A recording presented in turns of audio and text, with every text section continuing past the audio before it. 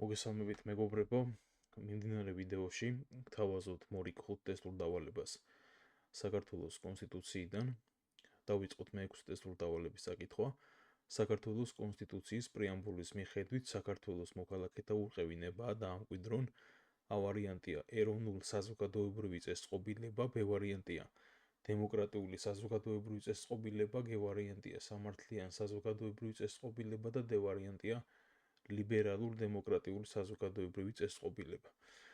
აქ პირდაპირ უნდა ვთქვათ, რომ სწორი პასუხი არის B ვარიანტი და პრეამბულა იწყება შემდეგნაირად, რომ ჩვენ საქართველოს მოქალაქენი, რომელთა ურყევი ნებაა, დავამკვიდროთ დემოკრატიული საზოგადოებრივი წესწყობილება, ეკონომიკური თავისუფლება და ასე შემდეგ.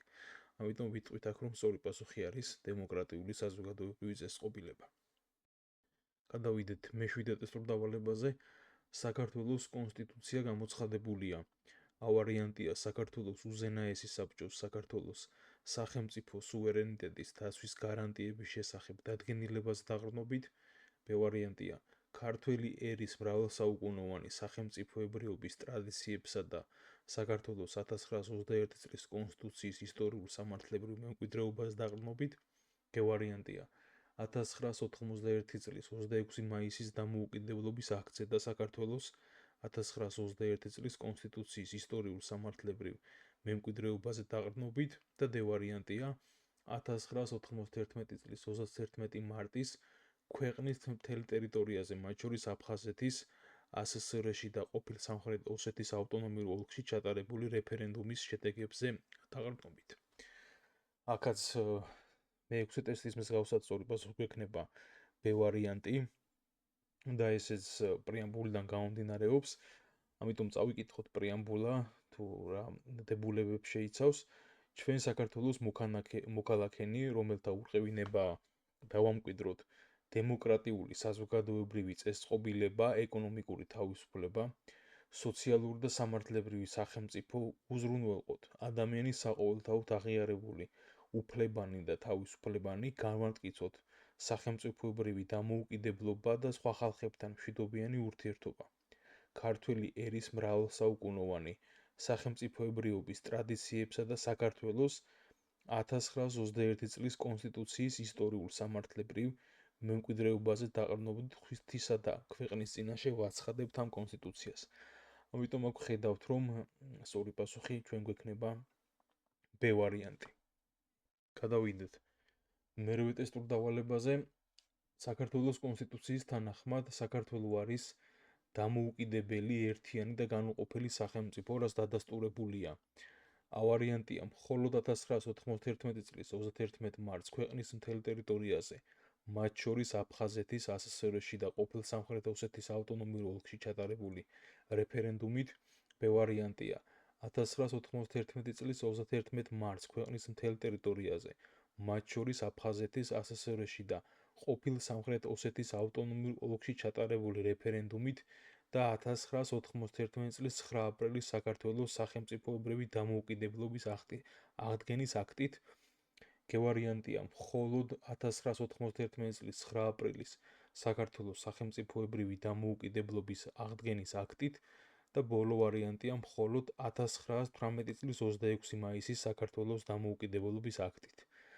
აქ გვაქვს სწორი პასუხი ასევე B ვარიანტი, რაც პირდაპირ გამომდინარეობს კონსტიტუციის პირველი მუხლიდან, რომლის თანახმადაც საქართველო არის დამოუკიდებელი, ერთიანი და განუყოფელი სახელმწიფო, რაც დადასტურებულია 1991 წლის 31 მარტს ქვეყნის მთელ ტერიტორიაზე, მათ შორის აფხაზეთის, ASSR-ში და ეს ვთქვათ, რაც ნიშნავს ავტონომიურ საბჭოთა სოციალისტურ რესპუბლიკაზე საუბარი და ყოფილ სამხრეთ ოსეთის ავტონომიურ ოლქში ჩატარებული რეფერენდუმით და 1991 წლის 9 აპრილის საქართველოს სახელმწიფოებრივი დამოუკიდებლობის აღდგენის აქტით.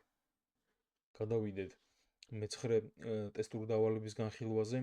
საქართველოს კონსტიტუციის მიხედვით ჩამოთვლილთაგან რომელი მსჯელობაა სწორი? სახალხო დამცველს 6 წლის ვადით ირჩევს პარლამენტი.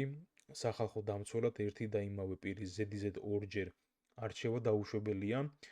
მეორე ვარიანტი გვაქვს, სახალხო დამცველს 5 წლის ვადით ირჩევს პარლამენტი და სახალხო დამცველად ერთი და იმავე პირის ზედიზედ ორჯერ არჩევა დაუშვებელი არის. გევარიანტია, რომ ასევე 6 წლის ვადით ირჩევს პარლამენტი, თუმცა ერთ და იმავე პირის ზედიზედ ორჯერ არჩევა დასაშვებია და დევარიანტია 5 წლის ვადით ირჩევს პარლამენტი, ხოლო სახალხო დამცველად ერთ და იმავე პირის ზედიზედ ორჯერ არჩევა არის დასაშვები. პირველ რიგში აქ ორ კითხვას უნდა გავცეთ პასუხი. პირველ რიგში უნდა ვთქვათ, თუ რა ვადით ხდება სახალხო დამცველის პარლამენტის მიერ შერჩევა და ეს არის 6 წლის ვადით, რაც სალსახად პირდაპირ გამომდინარეობს კონსტიტუციის 35 მუხლიდან. ამიტომ ჩვენ ხედავთ, რომ B და D ვარიანტები გამოგვირიცხება, რადგან ორივე მათგანში საუბარია 5 წლიან ვადაზე. ეხლა რაც შეეხება მეორე საკითხს, თუ არის შესაძლებელი თუ არა ერთი და იმავე პირი ზედიზედ ორჯერ იქნეს არჩეული. აქ ნუ სალსახად პირდაპირ უნდა ვთქვათ, რომ ეს არის დაუშვებელი და შესაბამისად სწორი პასუხი გვექნება A ვარიანტი და ესეც თავისთავად გამომდინარეობს კონსტიტუციის 35 მუხლის პირველი ნაწილიდან. ამასთან გეტყვით, რომ დამტკიცება სჭირდება სრული შემადგენლობის არანაკლებ 3/5 უმრავლესობა. ამ ფორმით ხდება პარლამენტის მიერ სახალხო დამცველის არჩევა და დანიშვნა. გადავიდეთ მიმდინარე ვიდეო განხილვის ბოლო მეათე ტესტურ დავალებაზე. საქართველოს კონსტიტუციის მიხედვით ჩამოთვლაგან რომელი დებულებაა სწორი. A ვარიანტია პარლამენტის მორიგი არჩევნები ტარდება პარლამენტის უფლებამოსილების ვადის ამოწურვის კალენდარული წლის ოქტომბრის ბოლო შაბათს. პარლამენტის დათხოვნის შემთხვევაში არჩევნები ტარდება პარლამენტის დათხოვნიდან არაუადრეს 45 და არაუგვიანეს მე-60 დღისა. B ვარიანტია პარლამენტის მორიგი არჩევნები ტარდება პარლამენტის უფლებამოსილების ვადის ამოწურვის კალენდარული წლის სექტემბრის ბოლო შაბათს. პარლამენტის დათხოვნის შემთხვევაში არჩევნები ტარდება პარლამენტის დათოვნიდან არაუადრეს 45 და არაუგვიანეს მე-60 დღისა. G ვარიანტია პარლამენტის მორიგი არჩევნები ტარდება პარლამენტის უფლებამოსილების ვადის ამოწურვის კალენდარული წლის ოქტომბრის ბოლო შაბათს. პარლამენტის დათხოვნის შემთხვევაში არჩევნები ტარდება პარლამენტის დათოვნიდან არაუადრეს 30 და არაუგვიანეს მე-45 დღისა. და D ვარიანტი არის პარლამენტის მორიგი არჩევნები ტარდება პარლამენტის უფლებამოსილების ვადის ამოწურვის კალენდარული წლის სექტემბრის ბოლო შაბათს. პარლამენტის დათხოვნის შემთხვევაში არჩევნები ტარდება პარლამენტის დათოვნიდან არაუადრეს 30 და არაუგვიანეს 45 დღისა. აქ ჩვენ ორ კითხვაზე გვაქვს პასუხი გასაცემი.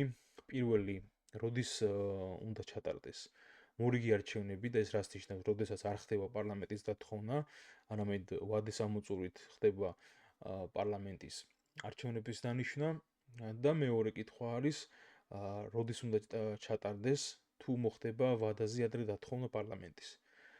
კონსტიტუციის 37 მუხლის მე-3 ნაწილი პასუხობს ორივე ამ კითხვას. პირველ რიგში ვთქვათ, რომ მორიგი არჩევნები ტარდება პარლამენტის უფლებამოსილების ვადის ამოწურვის კალენდარული წლის ოქტომბრის ბოლო შაბათს. ანუ ესე დავიმახსოვროთ, ოქტომბრის თვეზე არის აქ საუბარი. შესაბამისად ავტომატურად ჩვენ ახლა B და D ვარიანტი გამოგვირიცხება, რადგან სექტემბრის თვეზე არის აქცენტი გაკეთებული. რაც შეეხება A და G ვარიანტებს შორის სწორი პასუხი გვექნება A ვარიანტი, რადგან დათოვნიდან არაუადრეს 45 და არაუგვიანეს მე-60 დღისა უნდა ჩატარდეს პარლამენტის არჩევნები. ხოლო 30 და 45 სალსახად არასწორი ვადები არის. მიმდინარე ვიდეო განხილვაში ეს 5 ტესტური დავალება მსურდა, რომ თქვენთვის შემომეთავაზებინა და გემშვიდობებით გისურვებთ წარმატებებს.